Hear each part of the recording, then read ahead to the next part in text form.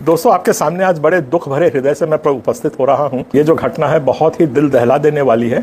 गांव सदरापाल, ये आता है थाना तोंगपाल, जिला सुकमा, छत्तीसगढ़, भारत में। यहाँ पे शांत गांव है, आदिवासी लोग रहते हैं, करीब 5-6 परिवार है वहाँ पे, और उनका एक कच्चा मकान बना हुआ है, कपड़े लगे हुए हैं उसको वो लोग, और उस पर आराधना करते हैं, चर्च कह सकते हैं। और ये कई वर्षों से बना हुआ है, कम से कम नहीं तो 20 वर्ष से वो चल रहा है वहाँ पे।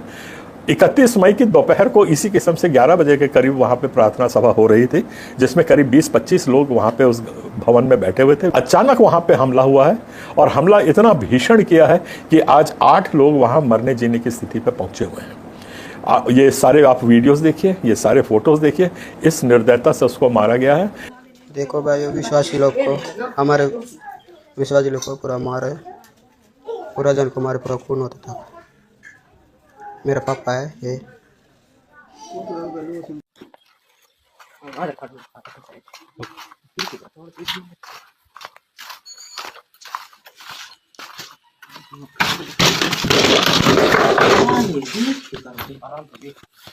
ये देखिए पूरा सदरापाल में ऐसा कर दिए। वैसे उसी ये हालत होगी है। और सारी जो करतूतें हैं, ये हमको पता चला है कि ये वहाँ पे कोई हुंगा मरकाम करके है, और अपने आप को जिलाध्यक्ष बताता है और कहता मैं इस पार्टी से हूँ, उस पार्टी से हूँ, और उसने ये सारा प्रायोजित करके इतना बड़ा हमला किया है, जिसमें 4 लोगों की जान जाने की नौबत है। शायद मर जाएं या जी जाएं, परमेश्वर की मेहरबानी होगी तो वो जिंदा रहेंगे। इस किस्म से मारा है। ये सब वीडियो पे आप उसको देखिए।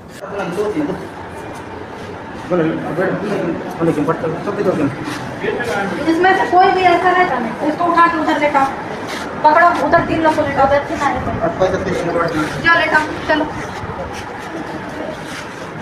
जगह नहीं है, कहाँ से लेटा मैं?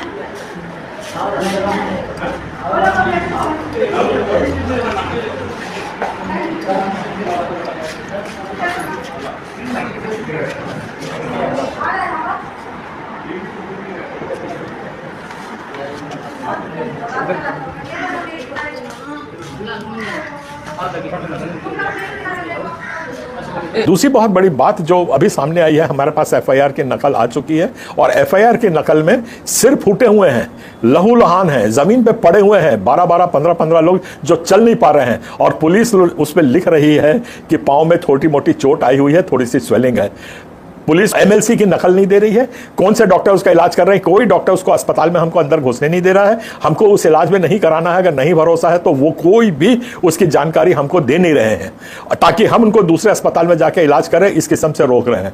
अस्पताल में भी एक किस्म की गुंडागर्दी हो गई कि कोई अंदर नहीं आएगा। क्यों नहीं आएगा अंदर? क्या अस्पताल इनकी बपौती हो गई है कि जो हमारे आदमी को देखने के लिए हम अपने रिश्तेदारों के साथ वहां जा नहीं सकते हैं? और पुलिस ने जिस किस्म की यह हरकत कर रही है, मैं आपको बताना चाह रहा हूं कि यह मामला बहुत अंतर्राष्ट्रीय स्तर पर चला गया है। जिस किस्म के वीडियो गए हैं, आज पूरी दुनिया बौखला गई है इस किस्म की मारपीट को देख करके। तो मेरी एक चेतावनी भी समझ लीजिए, वहां का जो पुलिस हमला है, यह मामला बहुत ऊपर जा रहा है, और कोई मेरे कहने कहे से नहीं हो रहा है। आज पूरा का पूरा विश्व खोल गया है इसके ऊपर। इसका असर आप बहुत जल्दी देखेंगे क्या हो रहा है। और मैं निवेदन करता हूं हमारे एसपी साहब को सुकमा के कि आप इसके चक्कर में मत पड़िए। जो ईमानदारी से जो सच्ची बात हुई है उसको लिखिए। जब सिर फूट गया है, पूरी ब्लीडिंग हो रही है, पूरा सिर कटा हुआ है, तो उसमें हत्या के प्रयास की धारा क्यों नहीं लगेगी? जवाब दे में सबको खड़ा होना पड़ेगा। इस बात को आप लोग समझ लीजिए। और मेरा यह निवेदन है कि जो कुछ है, और हम नाम लेके बोल रहे हैं, वहां पे जो जिला अध्यक्ष है उसके पास, हमारे पास काफी सबूत आ चुके हैं, और छत्तीसगढ़ क्रिश्चियन फोरम चुप नहीं बैठने वाला है। वो अपना काम करेगा जिस तरीके से करता है, और इस किस्म की दंगाई हम बिल्कुल बर्दाश्त नहीं करेंगे। और ये एक षड्यंत्र पूर्वक काम हो रहा है। आदिवासी को आदिवासी से लड़ाया जा रहा है ताकि आदिवासी की संख्या वहां पे कम हो, एक समाज आदिवासी का कम हो जाए। ये सारा षड्यंत्र चल रहा है, उसमें हम पिस रहे हैं।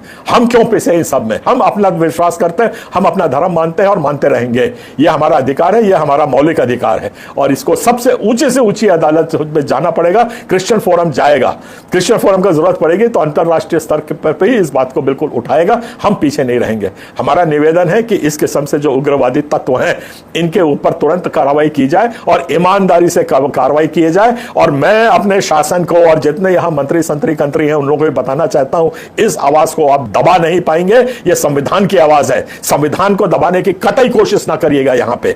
तो मेरा फिर आपसे करबद्ध हाथ जोड़ के निवेदन कर रहा हूं, घटना हुई है, अपराध हुआ है, उस अपराध को जैसा हुआ है वैसा ही जो कानूनी कार्रवाई होनी चाहिए वैसी कानूनी कार्रवाई करें। उसको लिपापोती करने की, दबाने की, और टीआई साहब को भी बोल रहा हूं, नौकरी से हाथ मत धो लेना साहब जी, देर नहीं लगती है। जब ईश्वर का चक्कर चलता है तब देर नहीं लगती है। तो आप ईमानदारी बना के रखिए, मेरी ये आग्रह है। जो सच्चाई है उसको सामने आने दीजिए, और ऐसी प्रवृत्ति को रोकने के लिए मैं कब से वहां के कलेक्टर्स और सबसे बात कर रहा हूं, लेटर्स भेज रहा हूं, डीजीपी को लेटर मैंने भेजी है, मैंने मुख्य सचिव को लेटर भेजी है, मैंने मुख्यमंत्री को भेजी, सब कहीं भेजा कि आप एक शांति सभा बुलाइए, आपस में बिठवाइए, समाजों को आपस में बात करवाइए, सबको अपने हक अधिकार बताइए, उनकी सीमाएं क्या है उसको बताइए। किसी की जू नहीं रेंग रही है, यह पूरा षड्यंत्र पूर्वक काम किया जा रहा है, और कोई समाज इस तरीके से संविधान के जिंदा रहते तक हम इस किस्म से नहीं मर सकते, यह हमारा पूरा भरोसा है। परमेश्वर के बाद हमारा विश्वास संविधान पे है। संविधान अभी है लागू, जिंदा है, अमर रहेगा, और उसी में हमको अपनी राहत मिलेगी, उसी में हमको न्याय मिलेगा। आप लोग सब तत्पर रहिए, हम लोगों को जो कुछ भी करना पड़ेगा वहां पे पूरे प्रदेश में, उसके लिए तैयार रहिए। मैं हमारा आह्वान होगा, हमारी एग्जीक्यूटिव अभी बैठी नहीं है, आज या कल में बैठेगी, जो निर्णय होगा उसको पालन करने के लिए आप लोग सब तत्पर रहिए और आगे आइए। एक बहुत संबंधित निवेदन में हर एक इंसानियत जिनके दिल में पलती है उनके लिए मैं कह रहा हूं कि ये जो परिवार वहां पे जाकर के आज दुख पा रहे हैं, जमीन पे लौट रहे हैं, उनको इलाज नहीं मिल रहा है, उनको आप अपना सहयोग करिए। पादरी हिडमा वहीं पे रहते हैं, उनको पैसों की जरूरत है, गरीब लोग हैं, बहुत पैसे होते नहीं हैं। जो कुछ भी आपसे बनता है, जो कुछ परमेश्वर आपके मन में डालता है कि नहीं मुझे अपने भाइयों के लिए खड़ा होना है, खड़े होइए। ये देखिए, ये जो मौका मदद करने का होता है ना, इतने आसानी से नहीं मिलता है। अपने आप को सौभाग्यशाली मानिए कि आज परमेश्वर ने आपको ये मौका दिया है कि आप किसी पीड़ित को, किसी गरीब को, किसी दुख पाते हुए जो अपने विश्वास पे दुख पा रहा है, उसको आपको मदद करने योग्य परमेश्वर ने समझा है। परमेश्वर को धोखा मत दीजिए। जो कुछ कमी घटी से होता है बिल्कुल जाइए वहाँ पे, दे के आइए उनके, ऐसे दुख के समय में उनके साथ खड़े रहिए। यही सच्ची इंसानियत है, यही मसीहत है, और यही भारतीयता है। इस सबको जिंदा रखिए। आप सबको जय जोहार, जय छत्तीसगढ़।